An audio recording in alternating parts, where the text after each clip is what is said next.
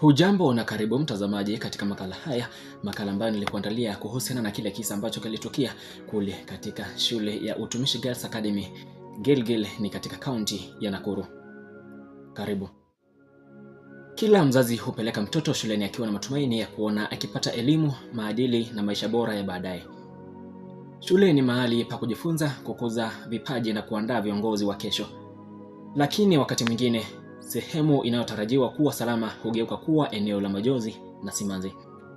Usiku wa tarehe 28 mwezi Mei mwaka 2026, taifa la Kenya lilishtushwa na habari za moto mkubwa katika shule ya Utumishi Girls Academy iliyopo Gilgil, ni katika kaunti ya Nakuru.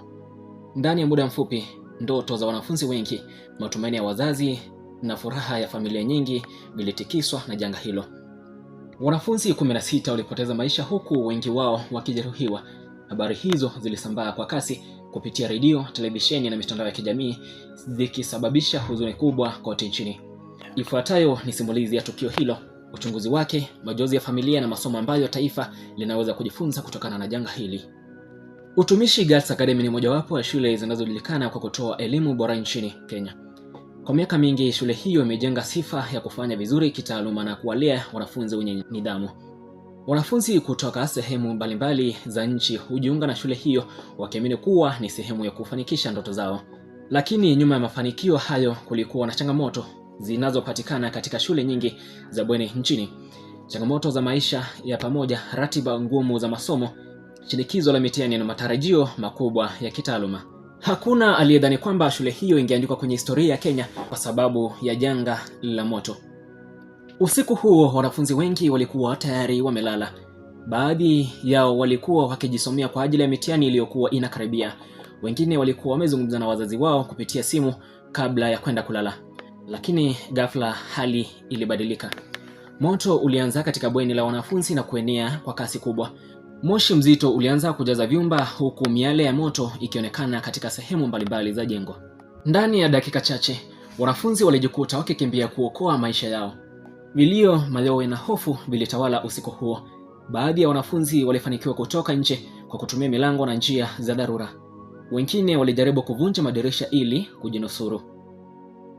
Walimu na wafanyikazi wa shule walijitahidi kuwaokoa wanafunzi waliokuwa ndani ya jengo huku wakisubiri msaada kutoka kwa vikosi vya zimamoto na maafisa wa usalama. Lakini kwa baadhi ya wanafunzi, msaada huo ulifika ukiwa umechelewa.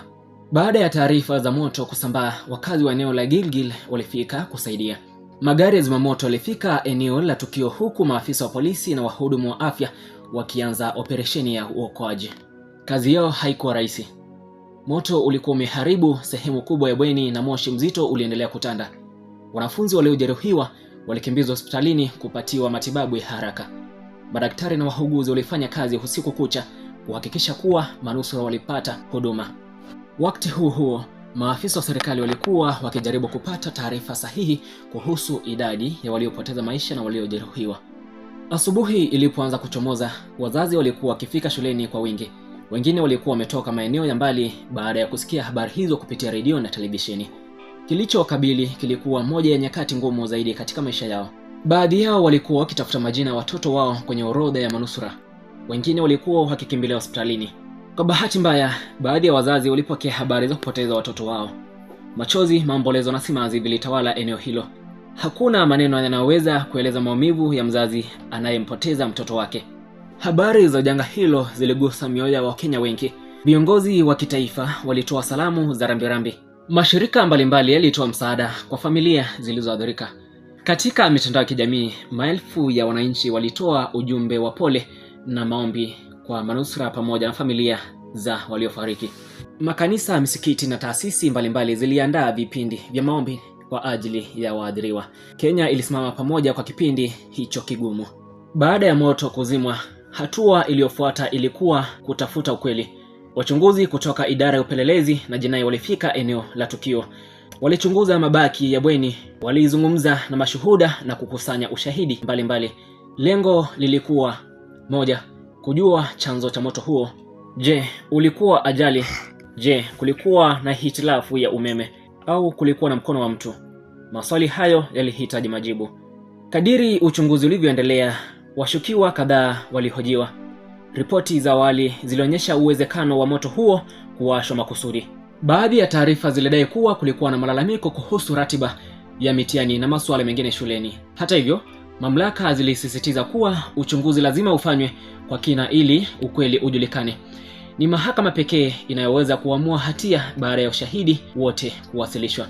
Janga hili lilifungua mjadala mkubwa kuhusu usalama wa wanafunzi katika shule za bweni. Je, mabweni yana vifaa vya kutosha vya kuzimia moto? Je, wanafunzi wanafundishwa jinsi ya kujinusuru wakati wa dharura? Je, milango ya dharura inafanya kazi ipasavyo? Maswali haya yalitawala mijadala nchini kote. Wataalamu wa usalama walisisitiza umuhimu wa ukaguzi wa mara kwa mara katika shule zote. Kutokana na tukio hili, taifa lilijifunza mambo kadhaa muhimu ambayo ndiyo yafuatayo. Kwanza, usalama wa wanafunzi lazima uwe kipaumbele. Pili, taasisi za elimu zinapaswa kuwekeza zaidi katika mifumo ya tahadhari ya moto. Tatu, wanafunzi na walimu wanahitaji mafunzo ya mara kwa mara kuhusu namna ya kukabiliana na dharura. Mwisho ni kwamba mawasiliano kati ya wanafunzi, walimu na uongozi wa shule yanapaswa kuimarishwa ili migogoro itatuliwa mapema. Nami kama Yusufu Musa nahitimisha kwa kusema hivi: miaka inaweza kupita, lakini kumbukumbu ya janga la Utumishi Girls Academy itaendelea kubaki katika historia ya Kenya. Ni hadithi ya huzuni, majonzi na maumivu, lakini pia ni hadithi ya mshikamano, matumaini na hamasa ya kufanya maboresho. Kwa familia zilizopoteza wapendwa wao, pengo hilo haliwezi kuzibwa. Kwa manusura, kumbukumbu za usiku huo zitaendelea kuishi. Na kwa taifa, tukio hili linabaki kuwa ukumbusho kwamba maisha ya wanafunzi ni ya dhamani kubwa na yanapaswa kulindwa kwa gharama yoyote.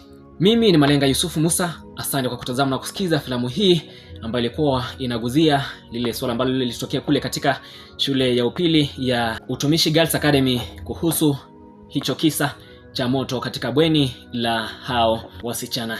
Mungu azilaze roho za marehemu pahali pema peponi. Tupatane wakati mwingine katika filamu ijayo.